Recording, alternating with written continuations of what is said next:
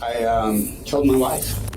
I did it. I'm guilty. I can't say any more than that, right? I mean... This is 70-year-old David Meyer, a husband who thinks killing his wife of 10 years, Suzanne, is nothing but a joke, because he has prepared the perfect story to explain everything. We were laying on the bed and she said, please, please, and I took the pistol and I was rubbing her back and I shot her. But very soon, detectives will discover that the murder of Suzanne Roth Price was anything but a mercy killing. Because right now, David has a closet full of skeletons, one that will come tumbling out as he is questioned. Rubbed her back, kissed her, and I guess I went into shock. Do I feel guilty? Hell yes. But at the same time, I know she's not in pain anymore. On January 20th, 2023, police in Roy City, Utah received a call from 70-year-old David Meyer. Through tears, he told them that he had shot his wife of 10 years, Suzanne Roth Price. Dispatch immediately sent emergency services to see if they could save his wife's life, only to learn that he hadn't just shot her. He had actually shot her 4 days prior. Suzanne was born and raised in New Jersey, a mother of 2 with strong family roots and a passion for the outdoors and for fitness. At 62, she was a successful bodybuilder who, quite honestly, could kick my butt. She was funny, quick to help, and a hard worker who seemed to get along with everyone. Police knew who had killed her, but they didn't know why. And the story that her murderer had for them, well, let's just say it doesn't exactly hold up. The following footage was provided to us by the Roy City Police Department. Well, Dave, like I said, I'm Detective Pearson. I work with Roy City Police. This is Detective Frawley. I'm kind of here to talk to you, try to clear some things up and try to figure out kind of what's happened, okay? But that being said, because we're here at the police department, I want to talk to you, I have to read you your rights. I understand. Okay? So just understand, that's why I'm reading that. Yep. And having those rights in mind, would you like to talk to me? Yes. Okay. Well, I got called here today on a Saturday, and... Sorry, man. No, you're okay. Maybe you can kind of tell me kind of what's happened.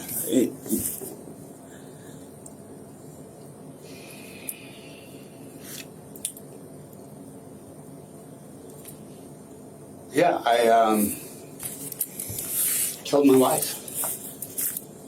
Who's your wife? Suzanne Meyer. Suzanne Meyer. Can you just tell us what happened, Dave?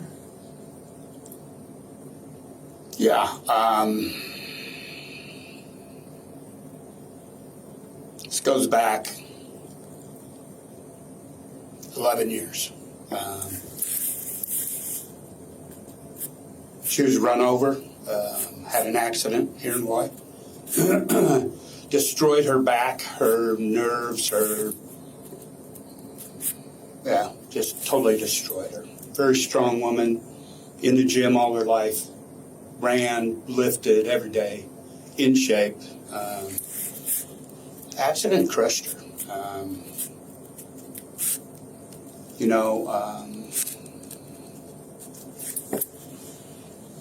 She went to doctors. She finally ended up having some bars put in her back, some steel bars. However, she was never out of pain. This and that medication didn't do any good. She's fought that for 11 years. And finally she had enough. She, here 6 months ago, through injury here and there, she just couldn't go to the gym anymore. She couldn't run anymore. That was her life. That was everything. We lived in the gym.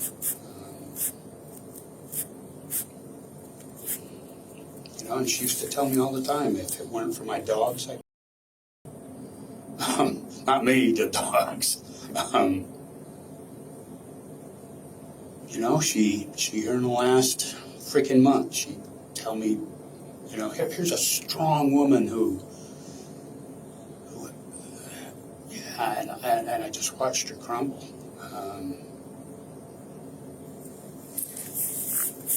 She would go to the doctors and automatically they would see she's on. And of course, course, they didn't give her enough to take care of the pain. It was always to dull the pain. Well, you know, back pain is, she couldn't even bend over to pick up anything off the floor. You know, finally she reached a point, she said, please just kill me. I couldn't do it. And, you know, it probably went on for a month where she just kept asking me to kill her and take her out of her misery. And I'm not sure when. I don't know if I've been in shock. I don't know if I've been. I don't know. And I think it was Tuesday or Wednesday. We were laying on the bed, and she said, "Please kill me." And she said, "I don't want to live with this pain anymore." And, so she was laying half on the bed, half off, and I was rubbing her back, and she said, "Please kill me." And I took the pistol, and I was rubbing her back, and I shot her. David is waiting for a round of applause from detectives for performing such a selfless act of martyrdom. In his version of events, he's the loving husband who could no longer bear to see his wife in pain. His wife, who was so ill, she couldn't even walk or bend over, according to him. Well, except for the fact that she posted videos and photos on social media of her doing this, and this, and this. There's no other way to say this. Sue was an absolute beast in spite of the injury she faced. Following her accident 11 years prior, where she was hit by a biker while she was jogging, she did suffer from chronic pain. And like all chronic pain, it ebbed and flowed. At the time of her death, she was having an increase of symptoms and had to step back from the gym, but according to her sister and loved ones, she was still in good spirits and trusted that, like it usually did, the pain would soon recede. I guess I went into shock, and I don't know, 4 days, 3 days, I don't even know. I didn't sleep. I slept odd, just in the couch, on the chair. I just kept the bedroom door closed. And I woke up this morning, and I know what I needed to do, so I called you guys.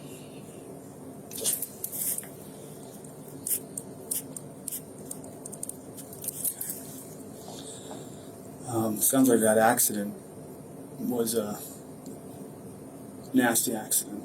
Oh, it was. It was horrible. I can't imagine. I can't imagine being in pain for 11 years. Oh, yeah. She was. She, you know, you'd ask her friends at the gym. She stuck it out for so long and worked through the pain. Here this last 6 months, it got to her. She just couldn't do it anymore. Dave, did you stay in the house since that time? Yes. Yes, I might have gone to the store to get the dogs some treats or something. I don't know, but I didn't go nowhere. I don't know. I guess I was in shock. Yeah,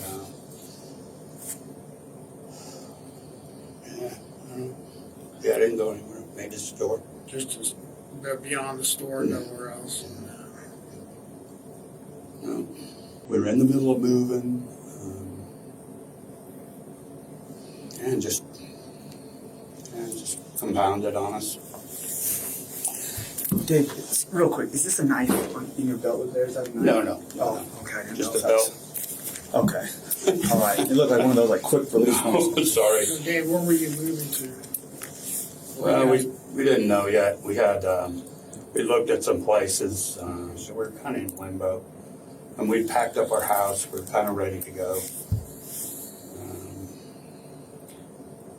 We're just waiting to see where we can move. No, you didn't have anywhere yet, No. I guess. This is another piece of the puzzle that David is happy to chuck under a rug so police don't see the whole picture. At the time of Sue's murder, they were moving because of financial problems. In fact, shortly after her death, the home was foreclosed on. David and Sue had reportedly gotten into several arguments about their financial situation, so much so that David had complained to fellow gym members about Sue's anger regarding it. Sounds a bit more like a motive than the mercy killing David is trying to present, doesn't it? And perhaps not so surprisingly, it's just one of many motives that he is hiding. So just making sure I understand correctly, she's kind of onto the bed, laying half on the bed, you're rubbing her back, and she's saying, take me out of my pain. Yeah, well, not at that exact moment. She had asked me earlier, please. It was constant. It was, for the last month, it was every day, 3-4 times a day. She was just done. Yeah, it was probably the night before when the last time she asked me to do it. She was laying on the bed, and I remember what our conversation was, and I grabbed the gun, and I was rubbing her back, and I shot her. So it was the night before she asked you to do it that day, so like Monday night. Yeah, Monday or yeah, it was constant. You know, it was a constant part of our conversation. You know, she told me constantly if I didn't have my dogs, I would. Oh, it wasn't me; it was their dogs. I just couldn't stand to see her suffer anymore. It was horrible. It was all the time. It was every day, every morning, you know, she couldn't do things. She couldn't ride in a car for more than an hour. She couldn't fly on an airplane. She couldn't stand. She couldn't sit. She couldn't work. It overwhelmed our life. Her back injury overwhelmed our life. Everything we did, everything, you know, we couldn't do things because of her back.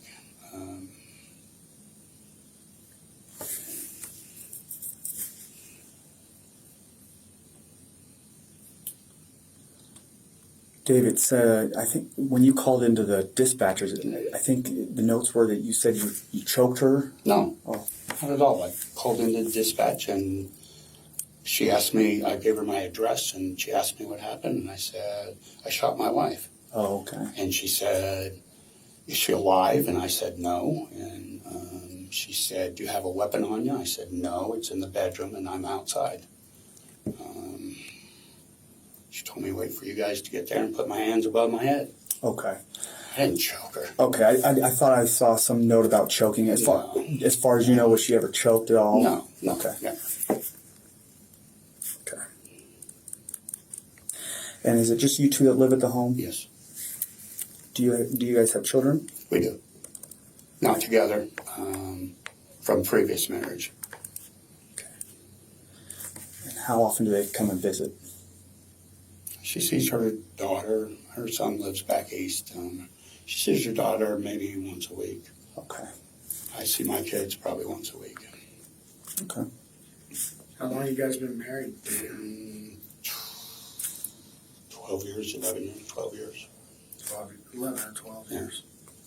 Was this injury causing stress on your marriage as well? Oh, sure. Yeah, of course it was. And what kind of way?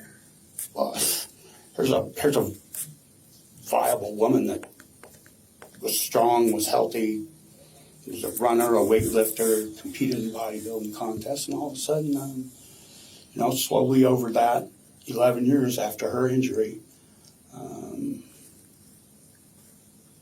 she just went downhill. It was just a constant battle on her part to stay out of pain, and she just couldn't do it. Of course, that put stress on me. It seems that David wasn't really paying attention to his vows when he said them, because there seems to be a big one he's missing, in sickness and in health.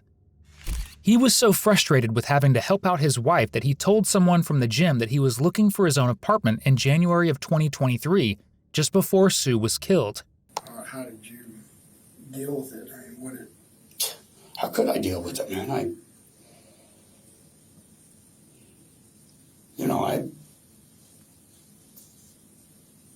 just lived with the pain like I had the pain. There was things we couldn't do. There was, it was just hard, man. I retired in 2016. what did you do, Dave? Until 2000, I was in the military. Yeah, it ruled our life. And being married to her, I accepted that. That was part of, the way it was. that you weren't going to be able to go places and do Oh, things. she couldn't fly. She, she couldn't ride in a car for more than an hour or two, or she'd be curled up on the back seat in pain. We dealt with it the best we could. We did go, so we just, we lived in the gym the best we could. Did she ever tell other people or family members that she wanted to die other than you? I don't know. I didn't, I don't know. As far as you know, you were the only one she confided in with that? I don't know what you talk to other people about. They all know she's hurting. They all know she's having issues with pain, and it's a constant pain. And to live with constant pain over the years takes a toll on you. Sure does. What gym? Well, you said the gym. What was she able to do in the gym? Before or after? I mean, after her injury, she still did pretty good. Like I said, she competed in 2016 in a bodybuilding show. Really? But it was always she could do better because she always thought she could do better because she was injured. She was very limited to what she could do, and she worked around that. She worked hard. Did it cause her more pain? Probably. As you've surely realized by now, David is not the best historian when it comes to his wife's life. Sue actually competed in a bodybuilding competition in late 2019, where she came in second place. Now, we want to be clear here. We know that chronic pain doesn't mean you're literally in pain every second of every day, and that sometimes you feel better than others. But all of Sue's close friends, including her own sister, made comments about how positive, uplifting, and relentless Sue was. Several even posted photos of Sue at the gym outperforming them when they learned David was trying to say she asked to be killed. So for the past 6 months, she hasn't been able to go to the gym due to the injuries. No, she might have been, in the last 6 months, she might have been at the gym, I don't know, half a dozen times. Just, she used to have to go just for sanity. And she didn't do much, or if she did do anything, she'd even hurt worse, so, So that was kind of going to lead me to the next question. Kind of what was the day-to-day, you're retired, did she work? Yeah, a long time ago she worked, and then as the pain got worse, she couldn't work. It was an everyday. She would wake up telling me how bad she hurt, and she would go to bed at night telling me how much she hurt. It was every day. It was, I'd watch her where she couldn't bend over and pick up anything on the floor. Yeah. Just was a horrible way to live. I can't imagine. Did you talk to anybody else about what was going on, Dave? Just No, not really. We were pretty private people. private about it. Yeah, we were pretty private people. I mean, everybody at the gym knew she had a bad back, and she suffered with that. And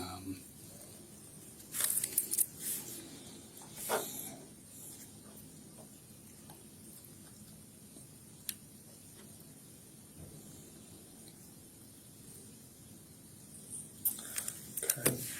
And David, kind of going back to, the incident, you said you shot her, you shut the bedroom door, and then you were sleeping out on the recliner, is that the main living room there? Mm-hmm. Okay. You just kind of left her there, never... I might have gone back there once or twice and Sure. rubbed her back and kissed her. And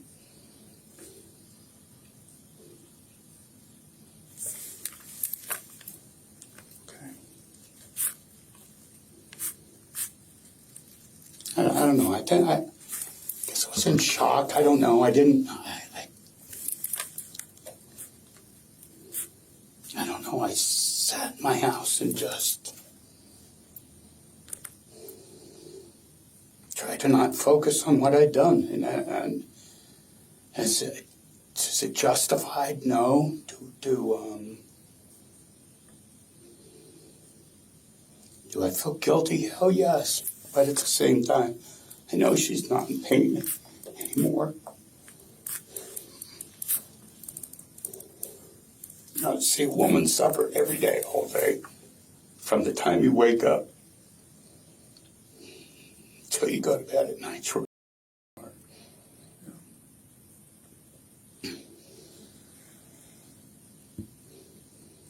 Okay. I'm gonna step out for a moment. You okay? It's worth noting that Sue had actually worked recently. She was a physical trainer at several gyms in the area, and if you've ever done physical training, well, you know that ain't cheap. When detectives return, they have some clarifying questions to ask. So your wife, Suzanne, do you call her Sue? Mm-hmm. And is S-U-Z? S-U-R. Full name's S-U-Z-A-N-N-E. And same last name, Meyer. Mm-hmm. And who are the doctors that she goes and visits? Well, I couldn't give you names. Do you know what the clinic name is? No, I don't. Probably on her prescription bottles. Okay. Is she seeing any therapists or anything? Yeah. No therapists? No. Who are her close friends? She hangs a lot with her sister. Okay. Sister's her close friend? Mm-hmm. What's her name?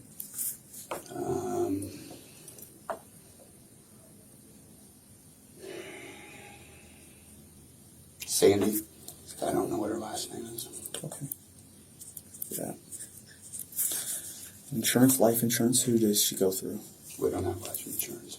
Not having life insurance on his wife is the first thing that's made David look good this entire interrogation, because not knowing a single name of one of your wife's friends, not a good look, especially when, by all accounts, she had a massive group of them and frequently went on hikes, paddleboarding trips, and gym dates with them. Then there's the whole matter of him not knowing the name of his sister-in-law of 11 years. But there may be a reason why he's so hesitant to mention her. Sue's sister was not a fan of David in the years leading up to this incident. And really, can you blame her? In her own interview with police, she claimed that Sue had confided in her that David f***ed her to be intimate with other men so he could record it for his own pleasure, even though Sue told him repeatedly that she didn't want to. Did Sue have any mental health concerns? No. Okay. I know you said you guys are private kind of family. Mm-hmm. We don't go out. We don't drink. We don't go out. We don't socialize a lot.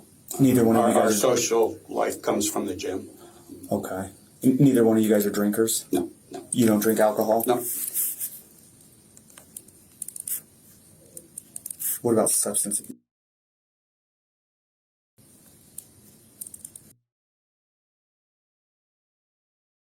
Every night. Every night? Just kind of it's the way she goes to sleep. It doesn't cut the pain, but it makes her go to sleep.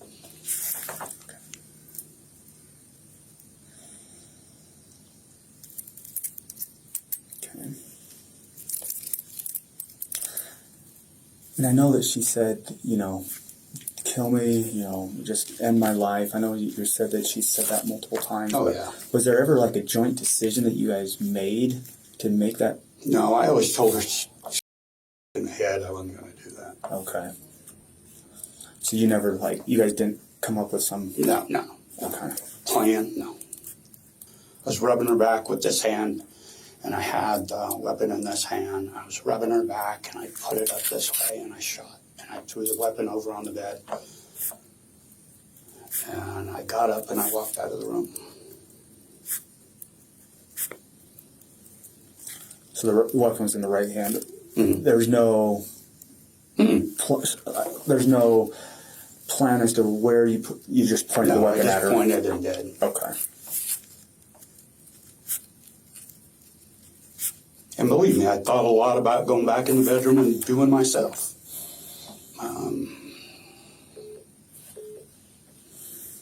Okay. And can't do that. I have to take responsibility for what I did. You know, if there's, you know, she's talking about just kill me, kill me, kill me. Did she ever mention she maybe just going to kill herself? Oh, yes. Yeah. 2 or 3 times a week, she told me if it weren't for my dogs. Do you know why she wouldn't just kill herself then? If she was, if that's what If she didn't have those dogs, she'd have done it a long time ago. Only thing kept her whole life was into those dogs since, you know, her life was the gym and the dogs. It's the reason they're a man's best friend. Oh, they are. That's exactly they really it. are. Yeah. We would do anything for dogs. Yeah, we would. What kind of dogs are they? One's a standard poodle, about 55, 60 pounds, and the other one's an Afghan hound, which are very rare. I have only seen photos of Afghan hounds. Yes. Okay. 6 months ago is about when she stopped going to the gym. Was that the last known time she go off and on? Yeah, so, well, we were there every day. We were there 6, 7 days a week for the whole time we've been married. And here probably a year and a half, 2 years ago, we quit working out together. I started training people. She started training a couple people. She would do her thing in the gym, I would do mine. And, you know, and then probably 6 months ago is when she just wasn't able to do it anymore. She just could not freaking do it. It took every bit of strength she had to walk the dogs. And that was her priority for the day, was walking those dogs. Yeah. Let me rephrase my question. 6 months ago, you guys stopped going actively every day. She did. I kept going because I was training people. So that was kind of a added income for us, which we didn't have because she wasn't working. But she had been to the gym since then? Maybe a few times, maybe half a dozen times spread over, Okay. 3, 4, 5, 6 months.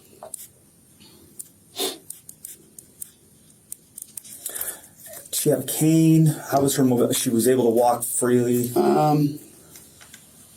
Yeah. She wasn't in a wheelchair? No. Okay.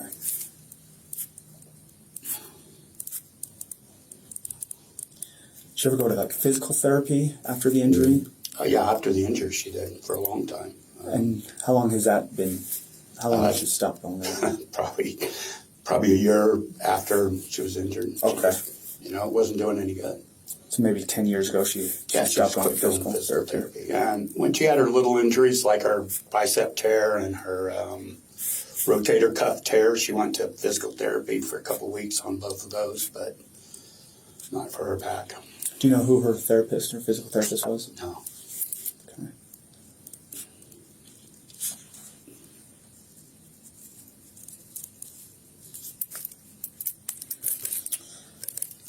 Do you guys have a history of like arguments? No. Fighting? No. No. How would you describe your guys' marriage? Very good. Yeah. Yeah. We were married. She kind of did her thing. I did mine. And, once we lost the gym together, that was, that was kind of weird. What's that, Dave? You said it was kind of weird after. Yeah, it was weird not working out with her anymore. I mean, that was our whole life together. And she just couldn't do it. Just, she might be able to do it, but she was in so much pain afterwards, it wasn't worth it for her. Did that kind of define sounds like it kind of defined your relationship. But the gym? Oh, yeah. It did. It did. And then it was dogs, and then... For her, it was dogs, I guess. Yeah, no, well, I guess it was me, too. Oh, okay. Gotcha. Did you find other things to do together other than the gym, like since I was gone? No, not really. The dogs and the gym was our life. I mean, yeah, we like watching Netflix and, but like a hobby or a sport, she couldn't. I couldn't. Unfortunately for David, police have extensive proof that the marriage was far, far from good. 2 years ago, David and Sue did, in fact, stop going to the gym together. but he didn't mind. Why? Because he was romantically involved with one of his married clients right up until Sue's death. When Sue went to the gym, he would sneak his mistress over, then sneak her back out before Sue returned. In the 6 months leading up to Sue's death, when she wasn't going to the gym as much, David and his mistress struggled to find time to meet. When they did manage to meet up, however, he lamented to her about his wife, stating just weeks before she was killed that he almost shot her because he was so frustrated with her one night. Happy marriage? Not exactly. Was there anything that you would like to tell us additionally that you may? No, not really. I mean, I did it. I'm guilty. I can't say any more than that, right? I mean, I did it. I don't dispute that fact. Yeah, and I don't necessarily mean like about that, but just in general, like if there's, is anything that may be important for us to just kind of understand or know pertaining maybe the marriage or what certain struggles you guys maybe had, or if there was outside influences, anything to that effect is what I'm kind of referring to. Okay. Just, like I said, we're pretty private people. Well, that's how I am as well, so I I don't fault you for that. No, we had friends at the gym, but did we have people over for dinner? No. Did we go over to anybody's house for dinner? No. We just didn't. It was just us. And living with our pain. You guys and the dogs. Yep. That's all we had. Perfect family. Yeah. Okay. Well, Dave, I don't think I have any further questions unless you do. We'll step out for a moment, but I'll come back and talk to you. But Right. I don't think I have anything right now. All right. Okay. Appreciate it, Dave. It doesn't take long for detectives to return with a few more questions. We just have a couple more questions. Let me start by saying this. Now that we're kind of hammered here, we're just trying to, your wife is deceased, we're trying to put together this whole stuff, put together the whole story is what we're trying to do. So I'm not trying to give you a hard time here. We just have a few more follow-ups. Yeah. Namely, you said maybe it happened Tuesday or Wednesday. Monday was Martin Luther King Day. Right. It sounds like maybe she may have gone down to Farmington Station Monday. We're trying to get the exact date. Yeah. She could have. I told my short-term memory was shit. Yeah, Monday I think she went and saw her daughter. Farmington Station. Okay. I guess that's where they went. So what day are we talking about? Monday. Monday? Monday, Martin Luther King Day. I believe either Sunday or Monday. So after she got Maybe, back? I don't know. Maybe it was even Tuesday. I don't know. So she gets home from Farmington Station Monday. Okay. What happens Monday when she gets home? None. Nothing. None. What time she come home? Do you remember? There again, dude, we're trying to find out the day and time.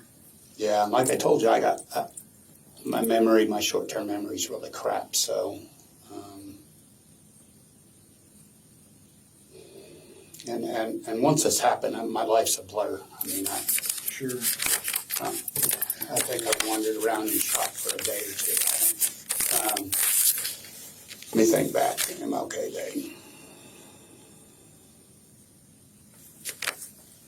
I know she went with her daughter one day. I'm not sure whether it was Monday or Tuesday. Okay. And as far as the shooting, what day was that? I think it was Tuesday night. Tuesday night. About what time? Was it dark? It was dark? Yeah, it was dark. It was dark. It was getting dark. I mean, the afternoon, late afternoon. You guys are both in the bedroom, so is that indicative like you guys were going to bed? No. Oh, okay. So it's before like the typical bedtime would be? Yeah. And what time is that? What? Your normal time to go to bed? 9, 10. Okay, so sometimes 11. So we're before 9 or 10. Yeah. You told us about the gun. It was a 9. Mm-hmm. Where did you keep it at? On the dresser. In your bedroom? Mm-hmm. Yeah. And I had a .357 in the closet.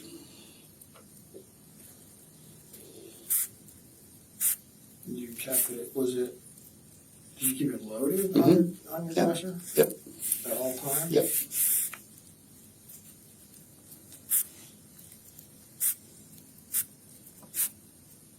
This is a question I gotta ask you, Dave. Why would she want you? Why would she want you to do this? Why would she put that responsibility on you if that gun was there all the time? She told me she couldn't kill herself because of her dogs. Period. She couldn't kill herself because of her dogs. Told me, I bet she told me 100 freaking times. If it weren't for my dogs, She knew where the gun was at. She knew where both guns was at. And she could have done it herself. She could have.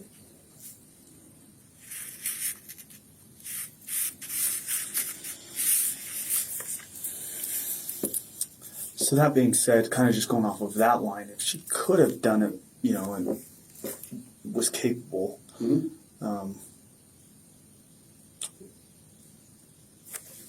what was the need to kill her? In her mind? Yeah, so she's telling you for a while, hey, Oh, yeah. you know, kill me, take me out of my pain. It's this freaking pain.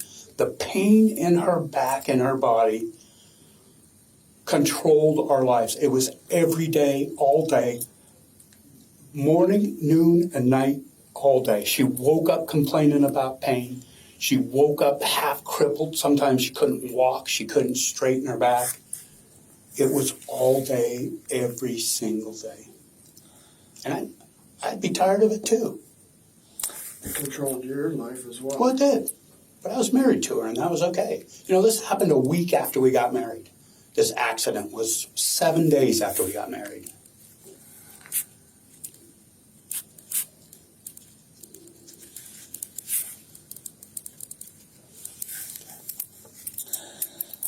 So you got a loaded 9mm that you keep on the dresser by the bed. Yep. You got a .357 in the closet. Does that one stay loaded? Yep. Okay. Any other guns in the No. home? .357 and the 9mm. Yep. And when did you make that decision that, you know what? Right at that moment. It was just a right then. Sure You were was. rubbing her back. You hadn't thought about it. No, it was one. You know, I told you, every day, all day, she's in pain. She would tell me multiple times a week, multiple times, if it weren't for my dogs, why don't you just kill me? I couldn't do that. And then, you know, it was just on the moment, spur of the moment thing. Was it because I reached over there and I took the gun and I shot her while I was rubbing her back. Sue was undeniably in pain, but the biggest pain of all was living with David. Not only was he cheating on her, but according to neighbors, the two would routinely get into fights where they would scream at one another, in spite of what David's about to try to portray. How was your mental health that day? Would you say you had a clear mind? Yeah. Yeah. Okay. Like I said, this is pretty hard to process. You understand. We do, Dave. You know, I did something fucking horrible, and I understand that. And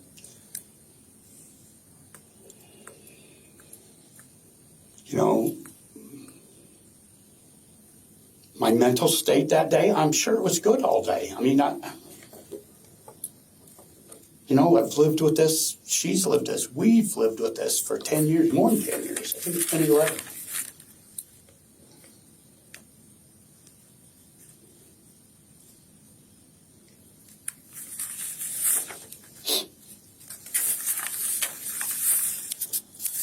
And like, I just want to reiterate, Dave, we're not looking to, I don't want to repaint anything in your, Oh, believe me, it's there. I know, and I just want to travel, kind of walk, I have to try to put myself back in time and try to retrace some steps and you know, kind of go from there. So I apologize if you're, please don't feel like I'm. I understand you have a job. Yeah, be patient with us, Dave. That's what we know.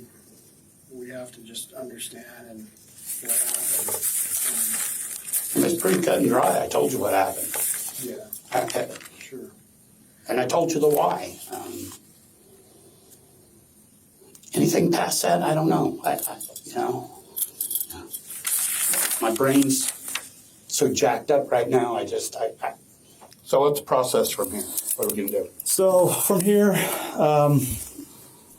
we're writing there's a warrant that we have to write. Understand, I'm sure I can ask you and you might do it, but it's just because the judges want warrants involved. Okay. So we're going to just grab the clothes that you were wearing, so Okay. your jeans. So we're not going to take them now. We'll wait till you get to the jail because they'll give you different clothes. So we're going to take your jeans, your shoes, and then the hoodie. Okay. Then we're going to draw your blood. There's a warrant. We're going to just draw your blood just to see if there's anything in there. And then just take your DNA. Sure, that's fine. And then once that My happens... DNA should be on file being in the military. Yeah, I'm sure it is. But yeah, okay. And then from there, so I imagine within 30 minutes, we're going to go down to the jail. Okay. And then there, you'll get booked. Right. And then it'll go before a judge to release you or not, okay? As far as whether it's... Okay. I don't know if that will happen today or Monday. So I'm going to request a public defender. Okay. When would I do that? That would be, so once you go to jail, and you're going to... So the judge will either order you bail today or they will not give you bail. Right. One of them. If they give you bail, then they're going to release you with terms. Mm-hmm. If they don't, then you're going to see a judge this next week. Right. And they're going to go over attorney stuff. Okay. They're going to ask you, do you want your own? Do you want a public defender? And Okay. So it just depends on which court it goes to. Okay. They have... Each court has its own public defender. Understand. So that will happen, I would imagine, this week. Okay. This upcoming week. Yep. Any other questions? No. Okay. Good. Yeah, that's to my knowledge. Understand that's kind of what I gather. Okay. The jail is its own little. I don't. Oh no, I know. It's its own little thing that they do their own in-house stuff. Yep. But that's as far as my knowledge. All right. You'll get phone calls down there, of course. And you make phone calls, and you talk to your kids already, right? I did. Both daughters. Yeah. Perfect. And feel free to call them. I think they give you tablets down there now, so you can actually do video calls, and you can do that literally every day, all day, I guess. All right, man. Thank you. All right. Well, so that's the process. Understand? Okay. We're just waiting for the warrant to get approved. Then we'll just come. I'll just swab your cheeks. Okay. And the blood draw tech is here, so we're just literally waiting on that. Yeah. Cool. All right, Thanks, Dave. man. Ultimately, it wasn't just a murder charge that David Meyer racked up. On top of first-degree murder, he was charged with obstructing justice for waiting 4 days to report her murder and 2 counts of possession of a firearm by a restricted person. Why was he a restricted person exactly? Well, because David lived in Utah, and despite it being illegal, he told police in his interrogation that he smoked the devil's lettuce. David actually pleaded guilty in March to the murder charge, taking a plea deal that dismissed his other charges. For killing his wife, he was only sentenced to 15 years in prison, which he is currently serving. Sue's family is devastated by her loss, and they have no doubt that she wanted to continue living, pushing the limits and putting a smile on the face of everyone around her, in spite of what her killer would like the public to believe. Did David deserve more than 15 years? Yes or no? Thank you for watching today's video. Whether you're new here or have been with us for a while, check out one of the craziest cases I've ever covered right here, or one of my newest uploads right here.